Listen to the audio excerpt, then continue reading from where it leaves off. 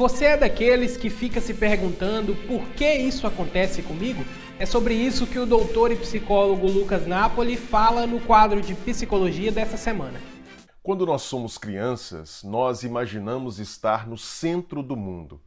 Aliás, a gente imagina que nós somos a única pessoa que existe no mundo. Mais do que isso, nós imaginamos que entre a realidade e nós não existe uma separação. Nós somos tudo o que existe. É assim que a criança se experiencia. Sabe por quê? Porque geralmente o que os pais fazem com as crianças?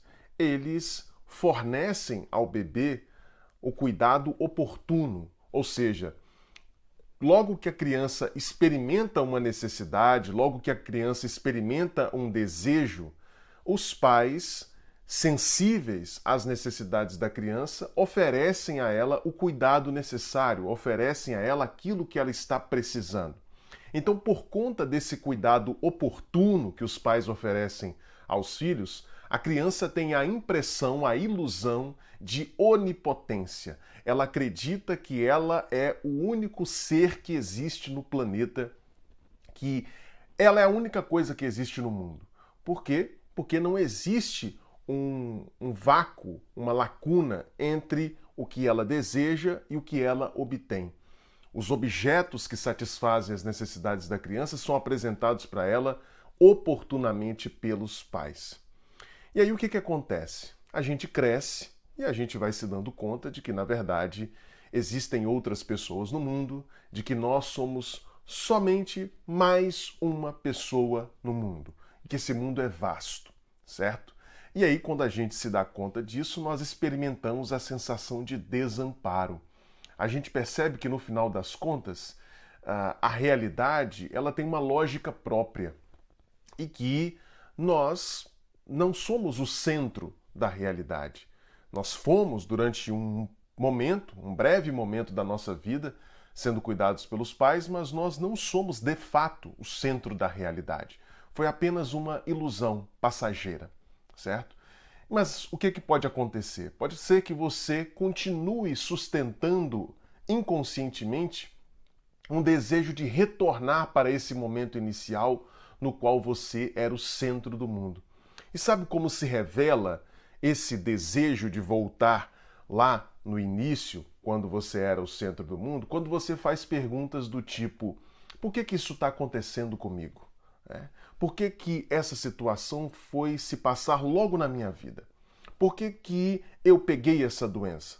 Quando você faz esse tipo de pergunta, você está pressupondo de que deveria existir um motivo sobrenatural, um motivo transcendente que explique por que aquilo foi acontecer logo na sua vidinha. Né?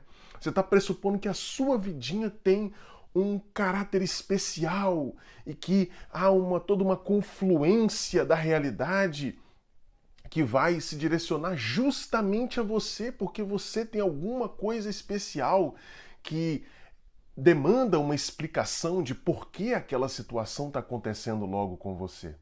Ora, esse é um raciocínio infantil. No entanto, é um raciocínio que frequentemente acontece na vida de todos nós. Nós temos saudade desse momento em que nós éramos o centro do mundo, em que nós estávamos no centro das preocupações de outras pessoas.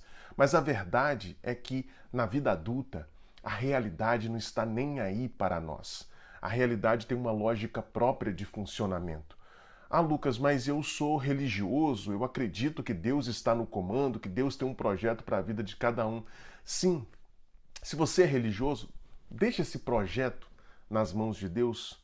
Não fica preocupado com isso, porque isso te coloca numa posição infantil.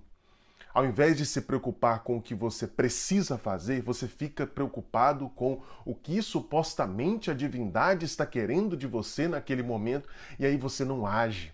Aí você se coloca numa posição de criança, numa posição de bebê.